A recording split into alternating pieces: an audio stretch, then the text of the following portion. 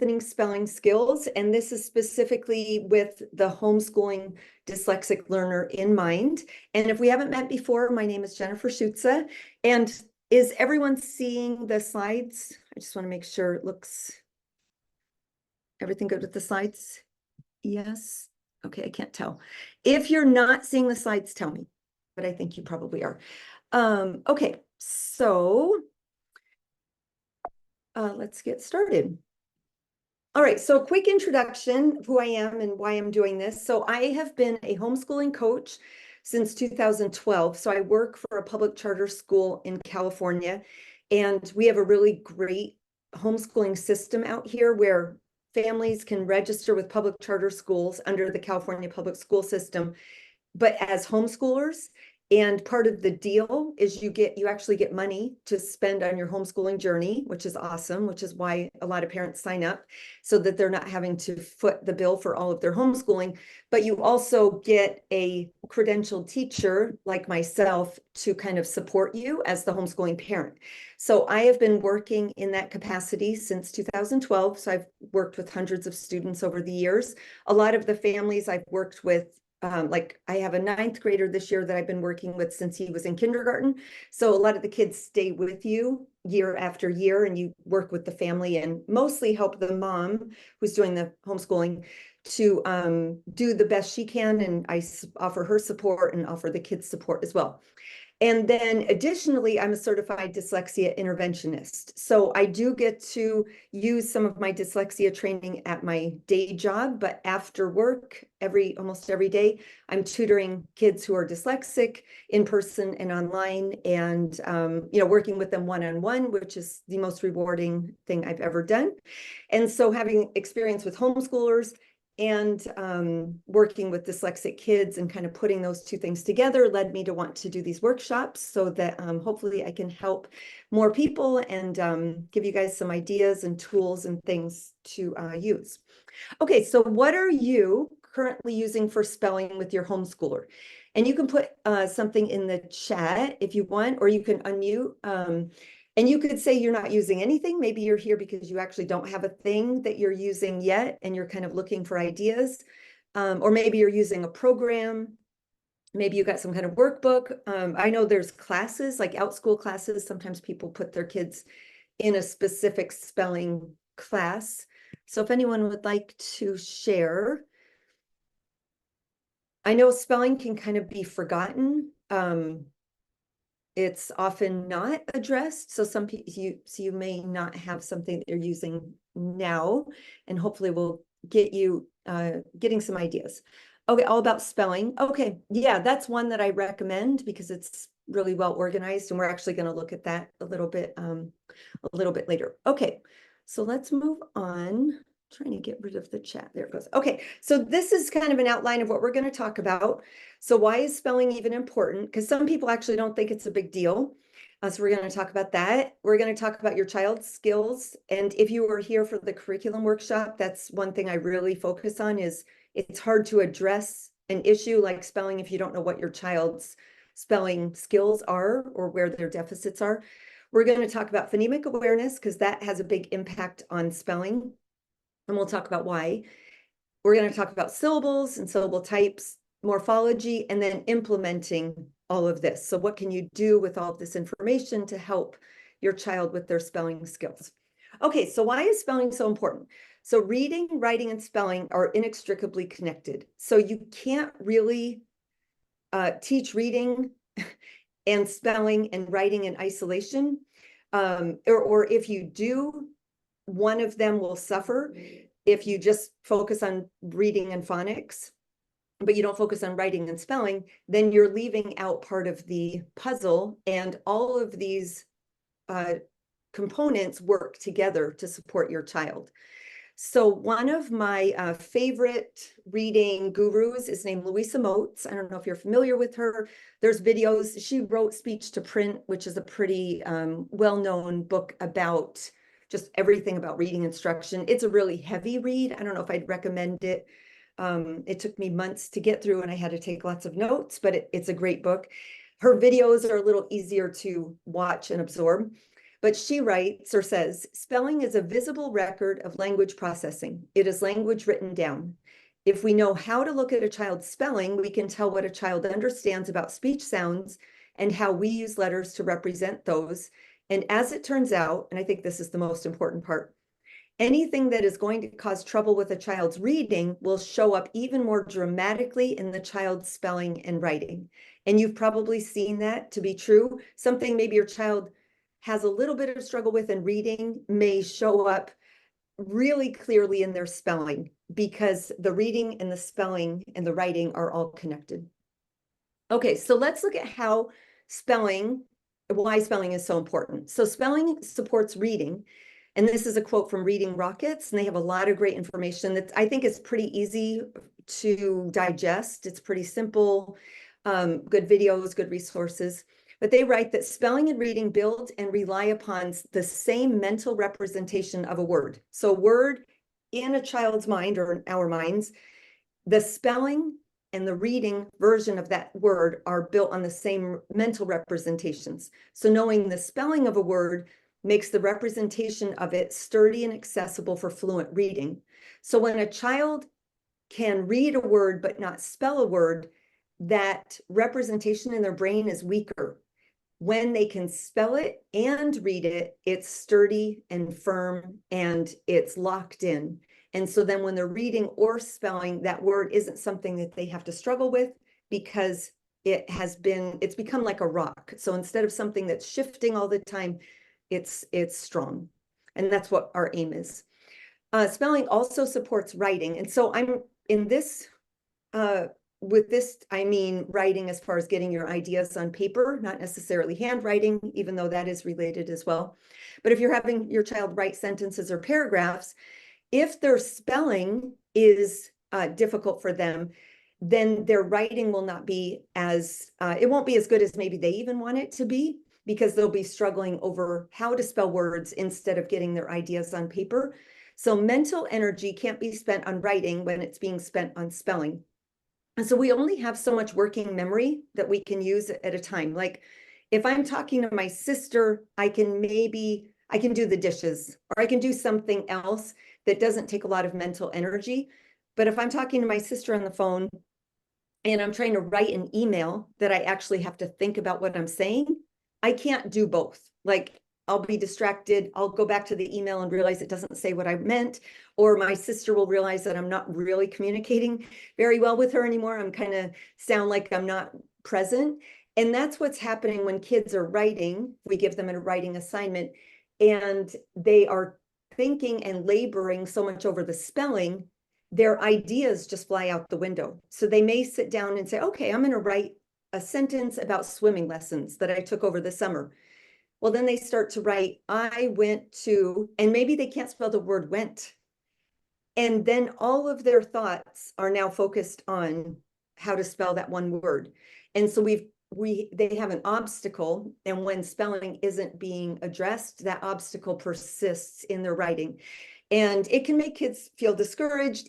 I have one student, he doesn't want to write anything more than like 3 words in a sentence. And I think some of it is the spelling. He just doesn't want to deal with, well, what if I want to write something I can't spell? And then what? And of course, as a tutor, I'm going to help him because we're working one-on-one. But because he's a little older, he's in the habit of, well, I just won't write that because I can't spell that. I had one student a few years ago when we would talk about his spelling, he would just say, I just take out that whole paragraph, which was really funny. He was like, nah, I don't want to fix the spelling. Let's just get rid of it. And I thought, well, but those are your ideas. Those are the things you actually wanted to say. And now we're deleting it because of the spelling. So it's just important to realize spelling isn't just for spelling's sake, but spelling affects other things. Okay. So the next thing is, what spelling skills does your child have? Or maybe what do they not have? One great way to figure this out is to give your child an informal spelling assessment to see where they are struggling. And this is what I do every time I have a new Orton-Gillingham tutoring student. I give them an informal assessment when I meet them, and then I give them assessments like every few months. So I kind of check in with how they're progressing. But some of the things you want to test, and I'm actually going to give you an assessment to use. I'll give you the link to it at the end. But the things that you'll be looking for are the phonetic word spelling. So you're going to, can they spell VC words like at, in, up? So you start with the easy ones. And this builds their confidence too, because if you start with hard words, they're going to feel overwhelmed from the get-go. But if you start with like, okay, hey, I know this is an easy one. Can you spell at? And then they're like, oh yeah. And they spell that. Now, if they can't spell at, then you know where to start, that you have to start with the very simple 2-letter words and then work up to 3-letter words. So you go through VC, CVC, then you would test words with blends. I didn't put in here long vowels, but that would be in here also. Words with digraphs like SH, TH, CH, WH. Words with suffixes like instead of just drink, drinking, or drinker, that kind of thing. And then you would move up to 2-syllable words. If your child is struggling at the CVC word level, I wouldn't even, I mean, you could try out a few of these other words, but I wouldn't put them through the pain of assessing something that they probably can't do. But then okay, we're still working on the CVC spelling word phase. That doesn't mean that they can't read other words. They may be reading words that are more complicated, but spelling, they're still struggling with that.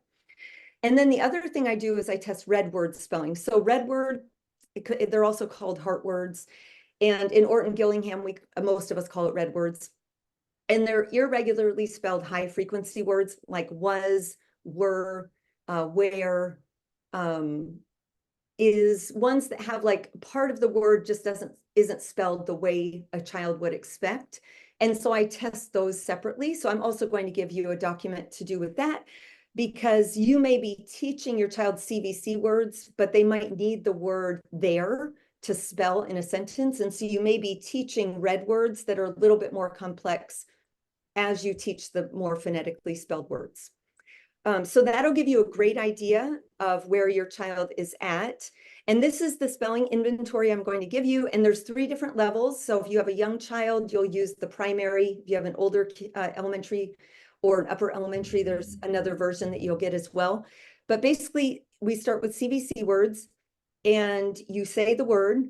You make sure the child can say the word back to you. You want to make sure that they know they heard the word correctly, and then use it in a sentence. And then they write the word down. And you will learn so much. You will see reversals sometimes. You may say the word pet, and then your child writes pat. Like they say it back to you, pet. I'm going to pet, or I have a pet cat. But then what they write is P-A-T. And then you're like, oh, okay. So they had the P, they had the T. It's the vowel that is a little tricky for them. And so it'll give you a lot of information if you do that. And then this is the red word spelling inventory. So I always start with the easy ones, even with my older students. And you go through level 1 and you say the word, make sure they say it back to you correctly, and then they write it down. A lot of dyslexic kids have trouble with these words because they don't follow rules that kids would expect. Some of them are confusing. And so these are words that you would want to teach level by level. So that will be helpful for figuring out what your child's skills are. Okay, so let's talk about phonemic awareness, because phonemic awareness is actually a big part of why kids struggle with spelling. So weak phonological and phonemic awareness skills impact spelling a lot. So phonological awareness is the umbrella term for all of these things. But when we talk about the phonological awareness piece by itself, we're usually talking about words. So can kids distinguish words in a sentence? Like if I say, I have a cat, can the child tell that I spoke 4 words? Because if you're having your child write a sentence, like a dictated sentence, and they don't hear I have a cat, but they hear it more like I have a cat. They're hearing 3 different words, even though one of them is combined. That's going to make their spelling suffer because they're not hearing clearly the distinction between the words. And then they'll start making up invented spellings. Also under phonological awareness is syllables. So can your child hear, if you said the word hot dog, can they hear that that's 2 syllables, hot dog. Rhyming is not something you need to spend tons of hours on, but I think it is important for kids to be able to rhyme. And that kind of leads into onset and rhyme, where you like onset and rhyme is like bat, cat, where the first letter changes and then the onset is the B and then the AT is the rhyme. And those patterns are helpful for kids like bat, rat, cat. Once they start spelling those words, they're seeing, oh, there's a pattern, there's a chunk that they can rely on. And they should be able to, if they can spell cat, they should be able to spell bat or pat or sat, because they're understanding that there's a chunk in there that they know how to spell, and then the onset is changing every time. And then phonemic awareness has even more impact on spelling. And phonemic awareness is hearing the small bits of sounds in words. So what we think of is kids being able to segment words, so pull words apart. So if you say the word cat, can your child hear that that is actually three sounds? K, a, t. And if they can hear that that's three sounds, then it's easier for them to assign a letter to each sound and then spell the word correctly. If when you say the word cat, they hear it more like cat, then they might write down CT, because the vowel kind of got swallowed up by the C. So the segmenting and pulling words apart is really important. And when I do Orton Gillingham spelling, well, we do it in every lesson, but my students don't spell words that they haven't segmented. So we do finger spelling. So one sound per finger, and then they tell me what letter they're going to use for each sound. And then they go back and write it on the paper. And so they've segmented it into sounds to spell. Blending is where you have kids put sounds together. So if you give them the sounds in dog, like d, g, can they put those together and make the word dog, which is basically like going in reverse order of the segmenting. And then isolating is being able to identify a particular sound in the letter and then maybe manipulate it. So if you taught your child how to spell CVC words, let's say you're working on CVC, and they can spell the word cat, but then you tell them, okay, now I want you to change it from cat to rat. They have to isolate that only the first sound is changing, and then they change that to an R, and then they write AT. And once they start to get, some kids don't hear that there's one sound that's different and the others are the same. And so they keep working through it, like almost like they're starting from scratch every time. But once they start to see those patterns, then when they isolate the sound, they're like, oh yeah, I can spell the rest of it because I know how to spell that. I just have to make a shift in one of the letters. So I'm also going to give you, if you haven't done a phonemic awareness skills test, or someone hasn't done that for you, I'm going to give you one of those. These tests can be a little difficult. This one I found is actually a little bit more simple. I would look through it first, maybe even practice on someone like a spouse. I know when we were in training, we would not give the test the first time to a child. We would give it to a sister or a husband or someone else and practice.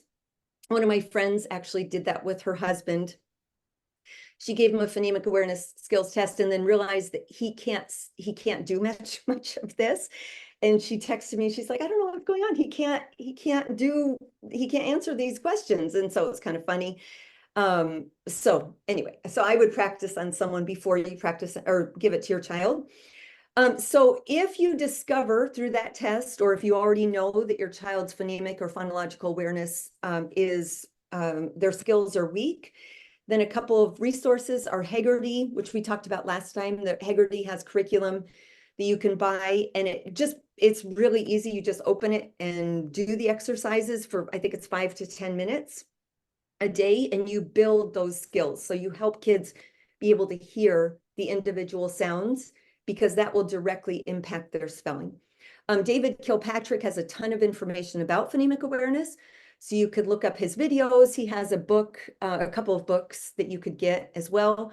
I think the Heggerty exercises are easier to use, but David Kilpatrick is kind of the guru in this space. So he's just excellent to learn from. And then you may have phonemic awareness or phonological awareness exercises as part of your curriculum. And so you may have never noticed at the back of the book, maybe there's a whole section, or maybe you didn't realize what the point was, or maybe it was just extra. But if you have curriculum and this is included, I would start using that right away. And then you don't have to necessarily get something new, but it may be you didn't realize what it was for, what the importance was, and you may already have something. Okay, so we're going to talk about syllables, because syllables and syllable types are tools that kids can use to spell with more strength. So understanding syllables and syllable types makes it easier for them to spell. So one of the things I tell my students is, how do we eat an elephant? And we eat it one bite at a time. So if a child can identify the syllable type in a word, or if they're spelling a multisyllabic word, like let's say they're spelling the word fantastic, I don't expect them to spell all the letters in fantastic just in a string, like just one letter after another. I expect them to go syllable by syllable. Fan, okay, that's easy. F-A-N, that's a CBC word. Tas, oh, that's actually another CBC pattern. Tick, T-I-C, that's another CBC pattern. And then they've eaten the elephant of this longer word one bite at a time. And it makes it so much easier for them, instead of feeling overwhelmed by this big word that they feel like they can't spell, because they actually can. So we teach syllable types in Orton Gillingham, and a lot of programs do this as well. So we start with the closed syllable, which are the words that have a short vowel sound and and then have a consonant at the end. So it's like a CVC or a VC word. And then we move to open syllables like go, she, where there's a vowel on the end with the long vowel sound. And then we move to silent E syllables, and so on.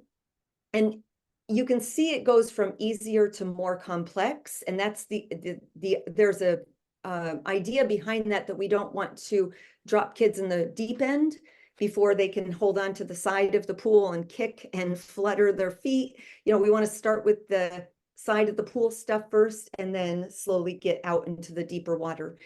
And you know, sometimes I see parents teaching like silent E or vowel team words, and their child can't spell CBC words. And so and the silent E and vowel teams are going to be more difficult. So I would back up and make sure they can spell those closed syllable words, because the closed syllable, I believe, is the most common syllable type in our language.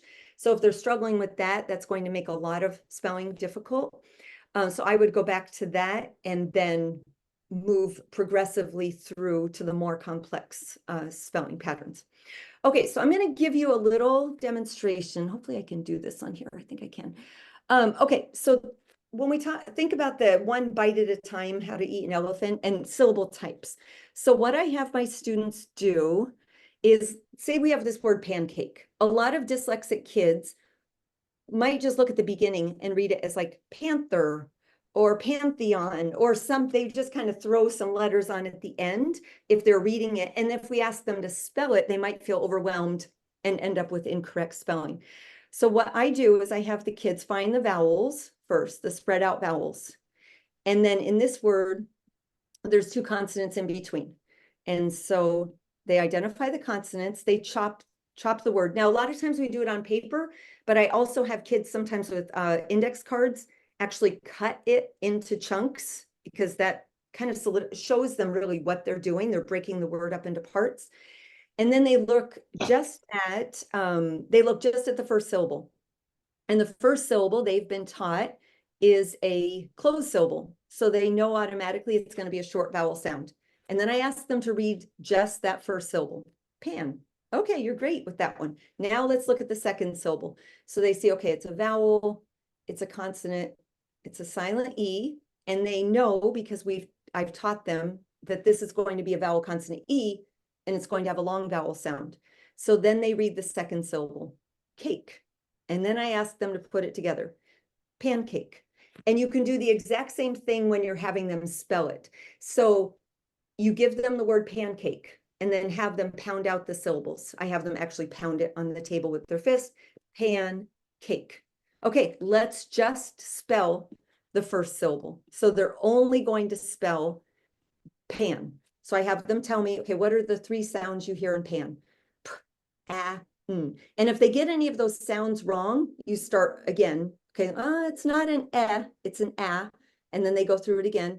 And then I have them tell me, okay, what are the letters you're going to use to spell pan? And then they write it down on their paper. So P-A-N. And they say, okay, now we're going to go to our next syllable. The next syllable was cake. And then we go through the same thing. They find the sounds, and it's k, a, k. And then sometimes they have to think, okay, how am I going to make that a be a long vowel sound? And then they say, oh yeah, silent E. And then they write the word, they spell it out loud, and then they write it for me on paper. And now they have just eaten the elephant in 2 bites.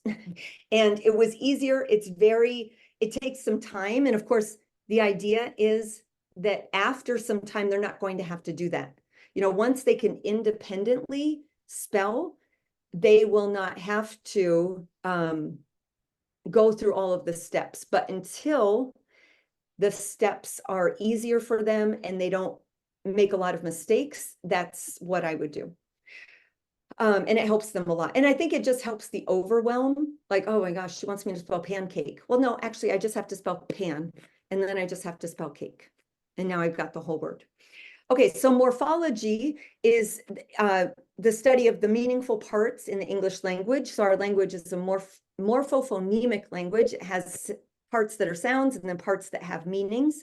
And so one of the things that's kind of easy to introduce and teach would be the affixes, so the suffixes.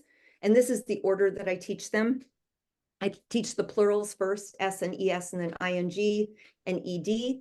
And then I start adding prefixes like in, non, and un. And then there are tons of suffixes and prefixes out in our language that you can teach, but this is where I start. And this really helps kids to see that when they hear the word like bats, it means more than one bat. And so when I have kids spell a word like bats, I ask them, okay, here's the word bats. And I have them say it back to me every time to make sure they heard it correctly. And then I ask them to tell me what is the base word in the word bats. And then they tell me the word bat. So they give me the part of the word that doesn't include the suffix or prefix. And then we sort of mentally set that aside. We set the suffix S aside. Then I have them go through the spelling of bat. They get bat down, and then they add the prefix. It's kind of like they get to drop the prefix on at the end. And the point is that you don't want them having to think through, like, let's say the word is blending, like I'm blending my juice. You don't want them to have to think B, or, all the sounds in blend, and then B, L, E, N, D. And then they have to think, oh gosh, ing, what do I do with that? If they know the suffix ing and they've memorized it's spelled ing and it means it's happening right now, they can just plop it on and it doesn't become another thing that they have to kind of go through with too much attention and spell. I don't have them spell ing sound by sound. They just know that that's a suffix that we put at the end of the word, and then they plop it on, and then they have the whole word blending. But they really only had to focus they focused more on the base word. And the suffix, if you review these a lot, the suffixes become memorized and they're easy, and the kid just kind of drops it at the end. Okay, so implementation. So what are, there's a lot of ideas about kind of why and how of spelling, but how do you actually make this work in your homeschool setting? So as much as possible, try to connect your reading instruction with your spelling instruction. So if, sometimes kids, the reading and the spelling, there's a vast chasm between the two. So you may be able to teach reading at a higher level than you can teach spelling, and that's fine. We don't want their reading to be brought back to their spelling level. But if you see something happening in their reading that's also happening in their spelling, try to integrate that, because hitting it from both angles is really going to reinforce what they need help with. So in my Orton Gillingham lessons, if I teach, like, let's say a vowel team, like AI or AY, I explicitly teach it, and then we practice reading words that have AI or AY, and then we practice at the end spelling words with AI and AY. So they're getting a lot of AI and AY, but both on the reading end and the spelling end. And so as much as you can, try to do that. So there are lots of connections happening with how they're seeing it, they're spelling it, they're reading it, they're seeing the letters. You know, you could use letter tiles, like you don't always have to do spelling on paper. So you could have them build the word with tiles or with cards, and then that's still spelling. And then they're seeing how that word is being put together to spell. Okay, so a few things to think about. So we don't want to assign spelling to kids. So spelling instruction is different from assigning spelling. So we don't want to say, okay, here's your list of words for the week, and I want you to work on them during your independent time, and then on Friday, I'm going to test you. That's setting a dyslexic kid especially up for failure. So we want to instruct them in spelling, like, okay, today we are going to learn this. We're going to learn the sound of Y at the end of a word, like my or candy. And then you're going to give them lots of opportunities to read and practice spelling that one skill and then keep working on it. So that's spelling instruction as compared to assigning spelling. Systematic, so you want your spelling instruction and reading to go from simple to complex, most common to least common. And this actually applies to pretty much everything. Like I have a tutoring student that is dysgraphic, and so I've taught him cursive, and it's taken us a while to get through all of the lowercase letters. But the last one we did the other day was Z. And it was, I think it's probably, it's the least common. I mean, I haven't verified that, but I'm pretty sure there are less words with the letter Z than probably any other letter in the alphabet. It was, and so I didn't teach that first. It was less common, and it was actually more complex. Z is kind of a really fancy cursive letter.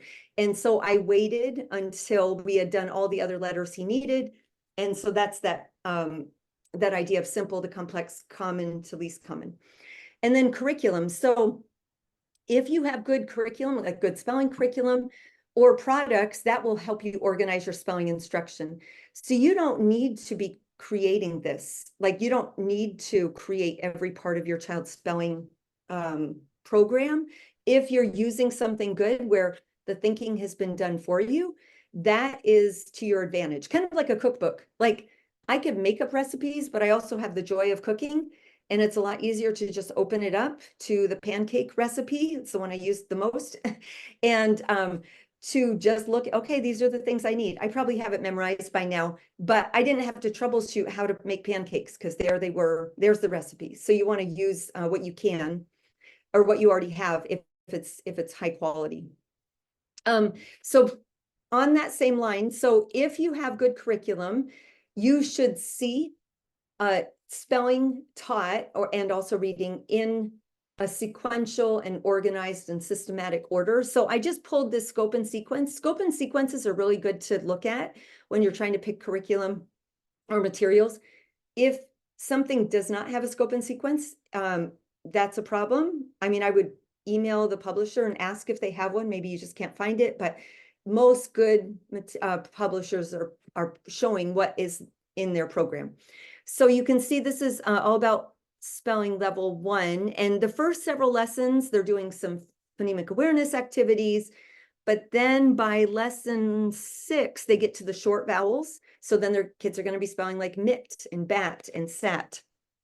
And then they get down to, let's see, syllables by lesson 11. They get down to letters like S, X, and Q, U. Q and U are usually together. And so you can see there's a plan. And that's really something that's going to help you a lot if you have a well thought out program where things are planned for you. And it's not just random, like there's not random things thrown in. Like last year, I was looking at a curriculum that some homeschool families were using. And one of the spelling patterns that was taught was SCI. And I was like, okay, I can think of like 4 words that begin with SCI. And these were, this was for first grade. I could think of scissors, science, Situate, Massachusetts. I don't even know if I could think of 4. So if you have a program that includes something random like that, like SCI it's just not something I would teach a young child who's supposed to be learning how to spell basic words. So you want to look for something that's better, well thought out, like this example. Okay, so some things to keep in mind. Spelling tends to lag reading. So I think it's true of all of my tutoring students. All of them can read better than they can spell to varying degrees. So you just want to expect that and be okay with it, because that's very normal. Spelling is usually harder for dyslexic kids. So that's just part of the package. It's just difficult for them. Practice and lots of it and review are imperative. So you can't teach like the suffix ed and then never review it, because they will lose what you taught them very quickly. They have to keep seeing it in reading and spelling and getting opportunities to spell words with the suffix ed over and over and over again. Probably more practice than you think they need. And that's the only way to get it concrete in their memory, so they can use those patterns more independently. And then the last thing is just to be patient. And it can be hard. Sometimes I teach something to one of my students, and then the next day I see them, they don't spell a word the way I taught them. And I just have to be patient and go back and maybe reteach it, or realize maybe I didn't give them enough practice, and just meet them where they're at, and not be frustrated, because they really are doing the best that they can, for sure. Okay, so we're going to do some Q&A. So I will stop the recording in a second. Oh, and I did want to mention, so I believe the writing workshop will be on September 1st. I put September 8th because I think September 1st is Labor Day weekend, but I think I'm still going to do it that day. And that's going to be on writing. So like composing sentences, paragraphs, that kind of thing. And then we'll have a handwriting workshop later in September. And that's going to be really good too. Handwriting is so important. And it also, kind of like spelling, kind of gets ignored or left out because people don't know what to do with it. Okay, so if you're not, I think I'm meeting most of you through Facebook, but I put videos up on TikTok that don't go up anywhere else. So if you want to, everything's New Day Literacy. So you can go to TikTok if you're on there. And there are a lot of good educators on TikTok. And then also I'm on Instagram and Facebook, and I post things there, but videos are mostly going on TikTok. And then I do have a website as well. And you can go to my website if you want to send me an email. I know some people did last time. So let me stop recording. Let me see, I'm going to stop it.